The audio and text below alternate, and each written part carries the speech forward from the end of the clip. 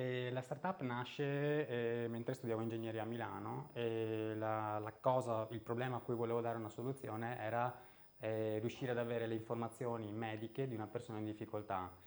All'epoca, parliamo del 2018, non c'era un sistema proprio veloce, rapido e soprattutto che non avesse bisogno di internet. E c'era sì i numeri ICE, quelli che puoi salvare nel telefono, oppure poter impostare i dati nel telefono con i dati medici, ma se il telefono è scarico, se è rotto, se è spento oppure la persona comunque non ha inserito i dati, è assolutamente inutilizzabile. E quindi quello che offro io è un sistema che non va ricaricato, non ha bisogno di internet e la speranza è sempre che non serva mai, ma se serve c'è. La startup si chiama FEI, che sta per Fast Ecological Information, e SOS ovviamente è per i dati medici. Sì, quindi i prodotti per il pubblico sono tre dispositivi diversi che fanno la stessa identica funzione: il braccialetto, l'adesivo e la tessera. Sono per tre categorie diverse: il braccialetto per chi generalmente va a fare la corsa in montagna o comunque non ha il portafoglio dietro o non ha un casco. L'adesivo viene messo nei caschi da bici, da moto o qualunque casco, insomma, di sicurezza. E poi la tessera. La tessera viene inserita ovviamente nel portafoglio e viene tenuta e lasciata là. È molto semplice il funzionamento. Tramite il cellulare io posso avvicinarmi e vedere i dati medici, quindi Mattia Rossi in questo caso, gruppo sanguigno, allergie, codice fiscale, medicinali, patologie. Posso avere anche i numeri di emergenza e posso anche inviare la posizione tramite cellulare, la posizione GPS con le coordinate.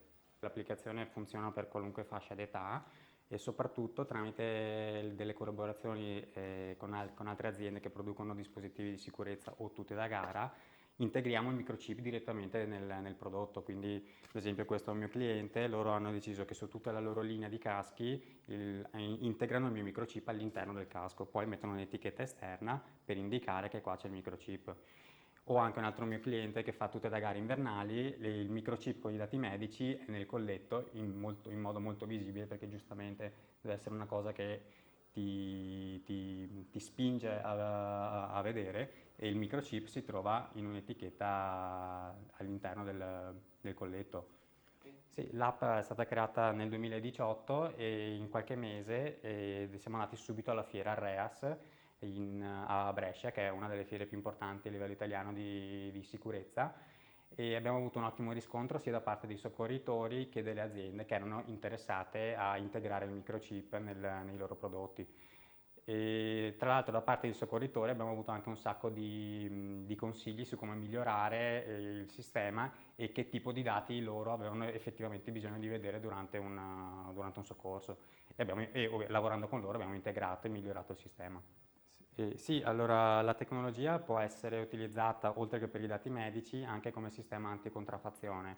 Il microchip non è falsificabile e quindi applicata a un'etichetta può rendere quell'etichetta, in questo caso quel vino, assolutamente sicuro dal punto di vista dell'acquirente. Quindi sempre con un'altra applicazione diversa io posso andare a leggere i dati del vino e essere sicuro che questo sia un prodotto non contraffatto.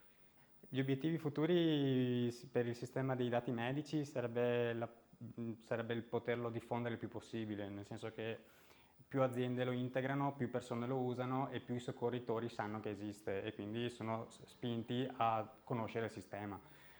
E attualmente non c'è comunque ancora un sistema efficace per raggiungere i dati medici. Generalmente lo si porta la persona in difficoltà in ospedale e da lì si riesce ad avere qualche informazione. Il problema è appunto se una persona è allergica a qualcosa, se una persona ha delle determinate caratteristiche o patologie, i soccorritori devono saperlo subito.